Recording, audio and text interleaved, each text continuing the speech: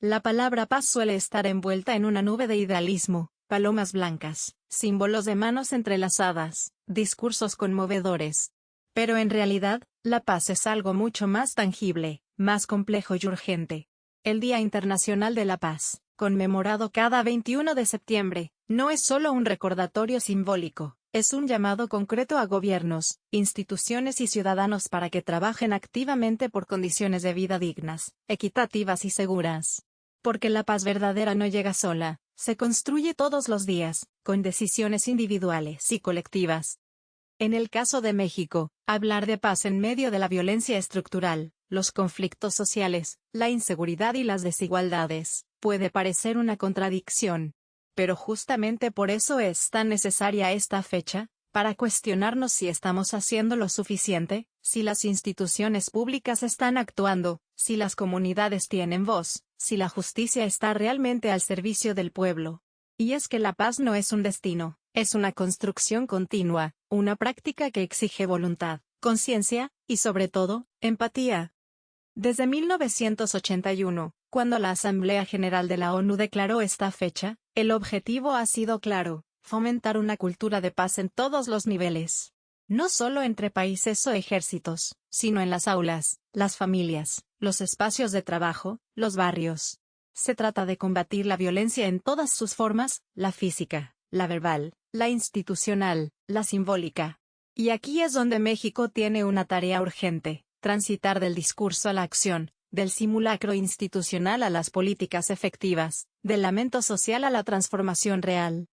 Lo interesante es que en los últimos años, México ha empezado a incorporar este día en sus agendas oficiales, desde campañas educativas impulsadas por la Septiembre, hasta foros universitarios, marchas pacíficas y actividades en espacios comunitarios. Poco a poco, esta fecha ha dejado de ser un mero acto protocolario para convertirse en una oportunidad para sembrar algo más profundo, una conciencia colectiva que no tolere la normalización de la violencia. Porque en un país que ha sufrido tanto, la paz no puede ser vista como una utopía lejana, sino como un derecho urgente y alcanzable. Hablar de paz en México es un acto valiente. No porque esté prohibido, sino porque es doloroso. Porque implica mirar de frente las heridas abiertas del país, los feminicidios que no cesan, los desaparecidos que siguen sin respuesta, los periodistas asesinados por ejercer su oficio, los territorios dominados por el crimen organizado, las comunidades desplazadas por el miedo. No es sencillo decir trabajemos por la paz cuando cada día los titulares parecen gritar lo contrario. Sin embargo, es precisamente por eso que el Día Internacional de la Paz toma una relevancia aún más profunda aquí. El concepto de paz no puede limitarse a la ausencia de enfrentamientos armados. En México, la violencia no siempre lleva uniforme. A menudo, se disfraza de negligencia institucional, de impunidad, de pobreza estructural. ¿Cómo hablar de paz si hay niños que crecen entre tiroteos, si hay madres que buscan a sus hijos con palas, si hay estudiantes que temen regresar a casa? La paz que necesitamos no es silenciosa ni sumisa, es crítica, activa, comprometida. Es una paz que exige justicia, memoria, reparación y garantías de no repetición. A nivel institucional, México ha firmado tratados internacionales, ha establecido programas de cultura de paz, y ha destinado recursos a campañas educativas. Pero el impacto real es desigual. En algunas comunidades, la paz se vive como resistencia organizada, en otras como una utopía lejana. Los esfuerzos del Estado, aunque importantes, suelen enfrentarse a una burocracia lenta, y a estructuras de poder que priorizan el control antes que la reconciliación. Sin embargo, hay ejemplos inspiradores: escuelas que integran mediación de conflictos en sus programas, municipios que promueven diálogo comunitario, jóvenes que transforman su entorno con arte y palabra. El Consejo Nacional para Prevenir la Discriminación, CONAPRED, la Comisión Nacional de Derechos Humanos, CNDH, y diversas organizaciones civiles han sido actores clave en promover una visión más amplia de la paz, una que no ignora los conflictos, sino que busca resolverlos con diálogo, inclusión y justicia. También desde el ámbito universitario, instituciones como la UNAM y el ITESO han generado espacios para la reflexión, formación y acción concreta, conectando a jóvenes con causas sociales, promoviendo una ciudadanía activa que no se conforma con esperar, sino que se organiza para transformar. Porque si bien el dolor está ahí, también lo están la fuerza, la dignidad y la voluntad de muchas personas que todos los días hacen algo por vivir en un país más justo. Y eso también es paz, el compromiso de no rendirse frente a la violencia. Si queremos un país distinto, tenemos que empezar desde los cimientos. Y uno de los pilares más poderosos para construir una paz duradera es la educación. No una educación memorística o meramente técnica, sino una que forme ciudadanos críticos, empáticos y conscientes de su entorno. En México, hablar de educación para la paz no es un concepto nuevo, pero sí uno que ha tomado fuerza con más claridad en los últimos años. Cada 21 de septiembre, el Día Internacional de la Paz se convierte en una oportunidad para que maestras, maestros y estudiantes reflexionen sobre lo que significa convivir en un mundo más justo y menos violento. Las escuelas son, muchas veces, el primer espacio donde una persona puede experimentar discriminación, exclusión o agresión. Pero también pueden ser el primer lugar donde se aprende a escuchar, a resolver conflictos sin violencia, a trabajar en equipo. Por eso, programas como Convivencia Escolar, impulsados por la Secretaría de Educación Pública, han comenzado a integrar valores de paz en la formación diaria. No se trata solo de clases especiales en septiembre, sino de una transformación del enfoque pedagógico, enseñar a través del ejemplo, con respeto, inclusión y diálogo. En varias regiones de México, sobre todo aquellas más golpeadas por la violencia, los docentes enfrentan una doble tarea: enseñar contenidos académicos y, al mismo tiempo, contener emocionalmente a sus alumnos. En estos contextos, hablar de paz no es un lujo, sino una necesidad. Algunos planteles han adoptado círculos de paz, prácticas restaurativas y actividades de arte comunitario para sanar heridas invisibles.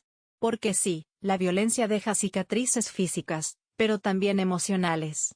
Y la escuela puede ser el espacio donde esas heridas empiecen a sanar. Organizaciones civiles y universidades han reforzado esta tarea.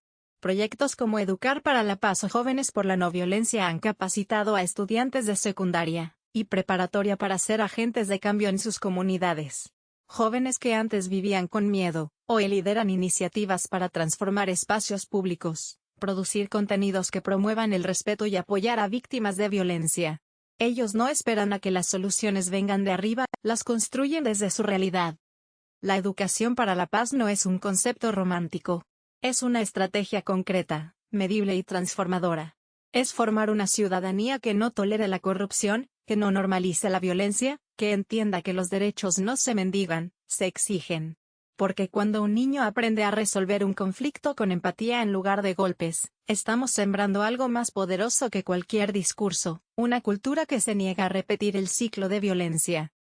Mientras las instituciones hacen lo suyo, hay un componente que no puede faltar en ninguna estrategia de paz: la ciudadanía.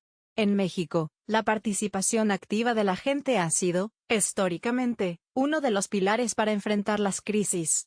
Y cuando se habla de construir paz, son precisamente las personas comunes quienes generan los cambios más profundos.